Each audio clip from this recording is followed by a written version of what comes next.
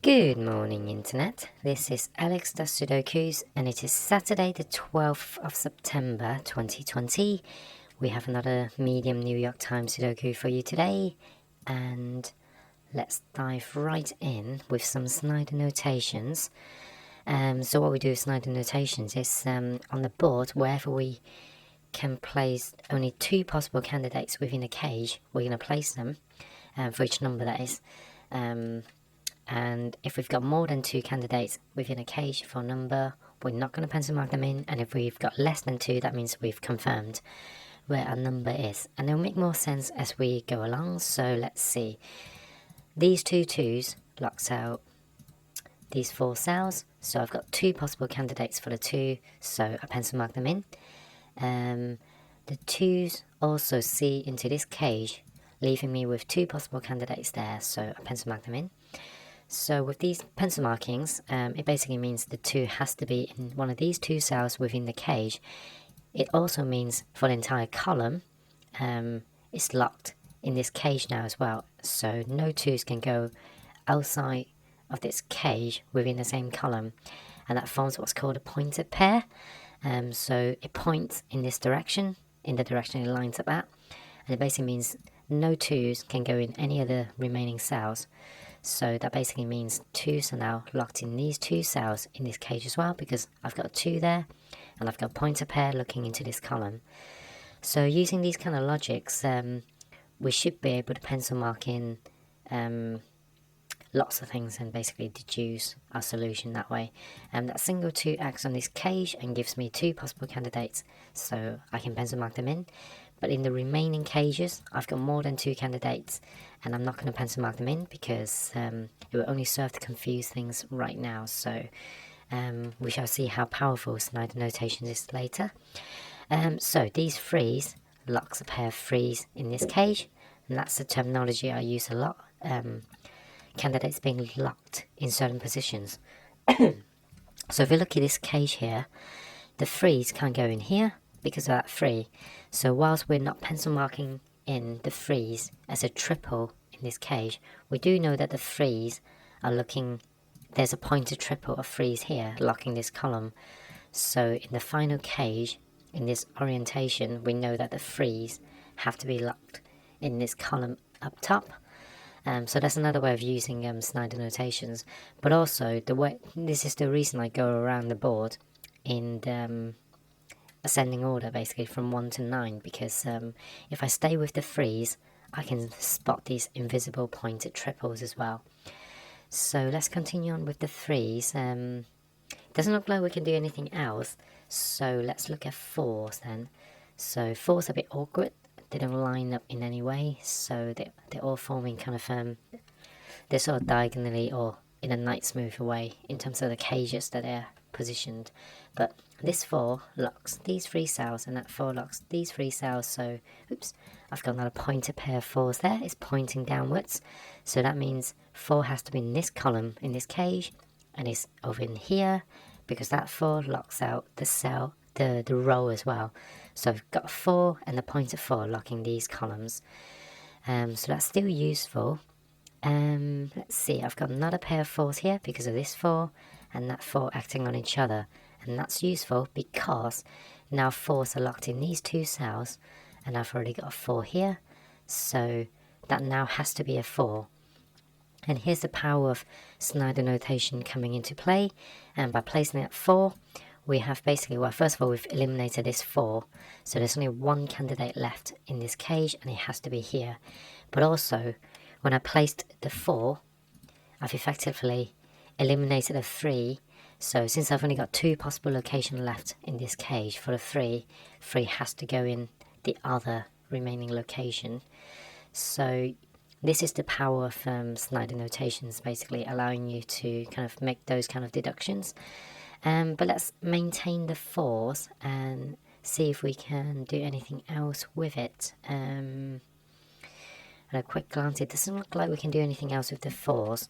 So what we can do though is we have created what's called a triple area here.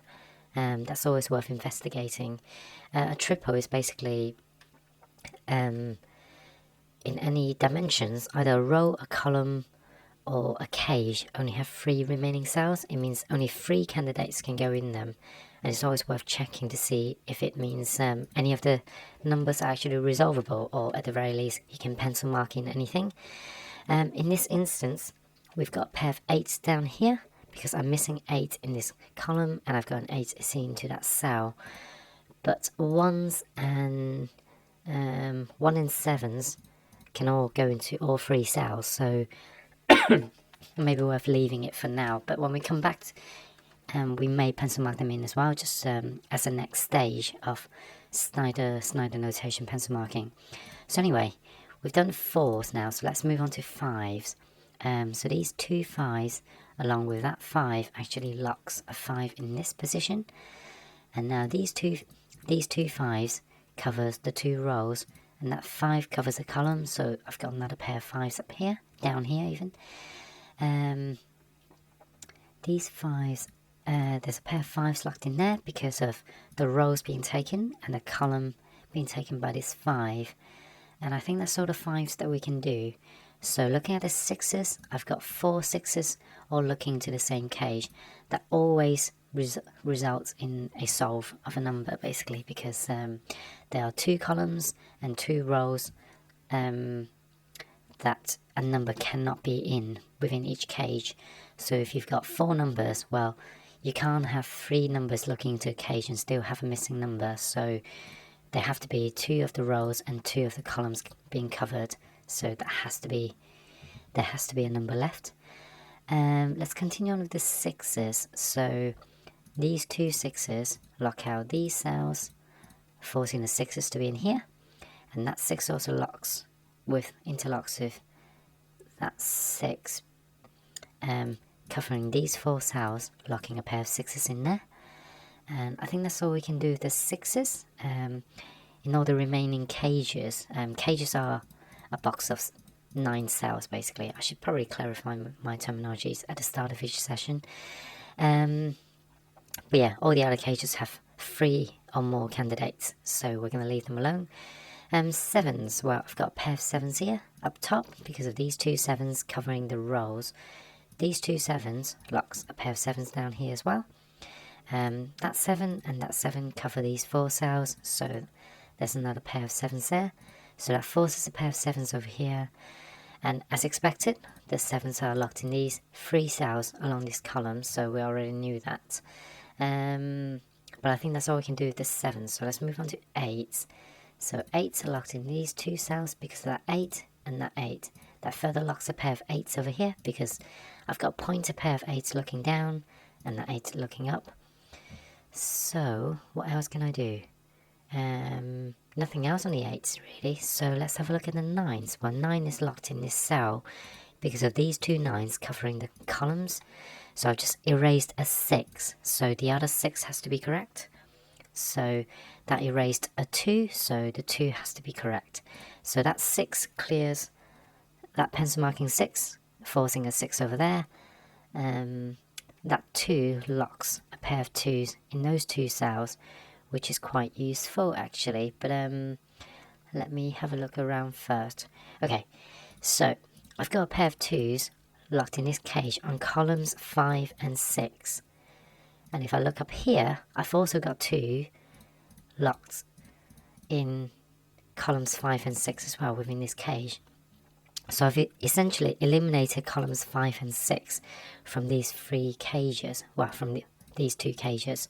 That means the 2 has to be in column 4 in the remaining cage vertically, and that's useful because I've got 2 seeing into that cell, and I've got pointer pair of 2 seeing into this cell, so 2 is resolved, and that also means 5 is resolved as well. So this 5 works in tandem with the 5 at the bottom, forcing a 5 up here, and now that 5 works with that 5, forcing a pair of 5s there. So now all the 5s are pencil marked in. I'm just going to rewind a little bit and go back to the 2. Another thing that this 2 has done is formed a triple within the column, and we're looking for 1, 4, and 1, 4, and 3. Well, 3 can't go in this cell because of the 3 over here, so that basically allows me to pencil mark in a pair of 3s up here as well. So doesn't result in a solve, but it's still useful to know at this stage. And that also has an effect of acting as a pointed pair. Looking up, I've got another pair of 3s up there as well. So I think that's all I can do with the 3. So let's resume with the 9s. So can we do anything else with the 9s? Yes, we can place a pair of 9s over here because of these 2 9s. So that forms what's called a matching pair of 3s and 9s. So you notice that 3 and 9 both occupy the same cells within this cage and this row. And it basically means if the 3 goes here, the 9 has to go there. Whereas if the 3 goes here, the 9 has to go there. That means the 3 and 9 can't go anywhere else, but it also means no other numbers can go into these 2 cells. So that in effect means the 4 can no longer be placed here. So I've just erased a pencil marking of 4. That means the 4 has to go here. So that 4 has the added bonus of allowing us to pencil mark in another pair of 4s, because the 4 has taken these 2 rows and I've got 4 blocking the column. So this 3-9 pair also means I've only got 4 playable cells left for the remaining numbers. It may be useful, it may not. So let's have a quick look. I'm missing 1. I haven't got any 1s yet. Missing 5. 5's already pencil marked in. I'm missing a 7. I've got a 7 up there, so 7 can go in these 3 cells. And 1, 5, 7. Oh, I'm missing a 2 as well. 2 also sees into that cell, so 2 can go in 3 possible cells, so I can't do any more further deductions here. So let's double check on the 9s to make sure that I've done everything I can with it. 9s. Yes, I think I have. So we've done a whole round of pencil marking, going up from 1 to 9s, and placing numbers where we can, placing candidates where we can as well when it come in 2s within a cage. One thing I can do now is look around the board and look for weak areas, but I prefer to do that with the hard New York Times puzzles. Instead, we're going to stick with the kind of more easy logic with medium puzzles. So what we're going to do is we're going to go from 1 to 9 again and try to place any more pencil markings and potentially actual numbers. So we haven't got any 1s, so we can't actually place them just yet. So let's look at 2s. I've got a pair of 2s over there because of that 2, and a pointed pair of 2s there. But I've got an added bonus of a 2 in this column, so that allows me to confirm that the 2 goes in here. So now this 2 has unlocked a pair within this row, and they are 1s and, what are they, 1s and 7s. So that's really useful, because if 1s and 7s have to go in these 2 cells, and I see a 7 up there, it basically means 1 has to go there and 7 has to go here. And with that 7, I've also created a pair left within the cage and the column, so they have to be 1s and 8s. This 1 being placed as well also creates a pair of numbers left. Okay, we've got 4 cells left within this cage, but remember, we've got a matching pair of 3s and 9s. So that means the remaining number cannot go in these 2 cells, so they have to go in there. So they're actually 7s and 5s being locked in here. So I've got 2 matching pairs within this cage now. And these 7s are useful because they're pointed pair, they line up on the same row, so that means the 7 can't go in there anymore. That resolves the 7 in this cell, and that resolves the 4 as well, because I've just erased the pencil marking 4. So let's look at what they do. Well, this 4 forces a pair of 1s and 3s in these 2 cells. Also, it works with that 4 to lock a pair of 4s in here. So those are the final pencil markings for 4s. So what can we do? Let's have a quick look at the 1-3 pair, because that created 4 candidates left within this cage. So let's just have a quick look. 1, 2, 3, 4, 5, 6. So 6 sees into these 2 cells, so therefore 6 has to go in these 2 cells. Well, I've got 6 there, so 6 has to go here. So that leaves me with a triple of 3, let's see, 4, 8 and 9. So 9 C's into that cell, so 9 has to go in these 2 cells, meaning the 8 has to go there, and that 8 C's into its pencil marking, unlocking the 8. That leaves me with 2 cells left in this column. Well, I've got 9 seeing into that cell, and I know I'm looking for 3 and 9 because of the pencil marking here. Since these pencil markings are correct, that cell has to be a 3 because it can't be a 9. So now that has to be a 9 and that has to be a 3. So what else can we do? Let's see. This 3 and 9 also means I've got matching pair left with 2 candidates left on the roll, so they're 1s and 7s. Can we do anything else? This forces another kind of like 4 cells left, so can we do anything with that? Yes, we can lock a pair of 3s up here because of that 3. 5, 9, 2, what about 6s are locked in these 2 cells because of that 6 there, but I also have a 6 over here, so 6 has to go there, 4 has to go here. So that 4 now sees into that cage, unlocking the 4 and the 9. And looking back here, we're now left with 3s and 8s. So I've got an 8 down here, so 3 has to go here, 8 has to go there. Now let's look at this cage as well, because we've got 4 cells left. I know this is one, oh actually this 3 resolves the 1 and 3 in this cage as well. So now I know I've only got 2 candidates left in these 2 rows. So these are 2s and 9s. Can't be resolved just yet. And these are 1s and 7s. Can't be resolved just yet. But let's see. Can we do anything else? I've got 1 and 8 in these 2 cells. And I've got an 8 up there. So that has to be a 1. That resolves the 8 and the 1 over here as well. So that leaves me with 2s and 4s in these 2 cells. Well, the 4 is up there, so this has to be 2, and that has to be... Oh, sorry. It wasn't 2 and 4, because I've already got a 4 in the cage, so sorry. This is actually 2s and... What are they? 2s and 8s, sorry.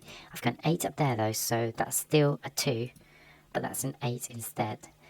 So, now that 2 sees into that pencil marking 2, forcing a 2 in there, and that 2 sees the pencil marking 2, forcing a 2 in there, and we should be quite close to finishing all the 2s. Yes, this 2 sees that, so the 2 and 9 are resolvable as well. So that's all the 2s done. Let's have a look at this 9 while we're here. This 9 and that 9 forces a 9 in these 2 cells. I've got 9 there, so 9 has to go here, and finally 9 has to go there as well because of these 2 9s, and that 9 seeing into that cell. So now that has to be a 3 because I've only got 1 3 left within that cage, and a 1 up here as well. And that 1 locks a 1 over here in this cage, and a 1 over here, 1 over here. That 1 forces a 1 over there, and that sort of 1's done. And we can also resolve the 7 in these 2 cages as well. That 7 now acts on these 5 7 pair, forcing the 5 and a 7, and that 5 forces a 5 over here, so 5's are all done. 7, let's see, that 7 sees into that 7, so 7 is here. And finally, we have 3 and 8 left as the only playable digits. We've got 8 up here, 8 over there, 3 over there, and that is how we solve today's New York Times medium Sudoku. I hope that's been useful, and if so, please leave a like and subscribe, and hopefully I'll see you tomorrow. Bye!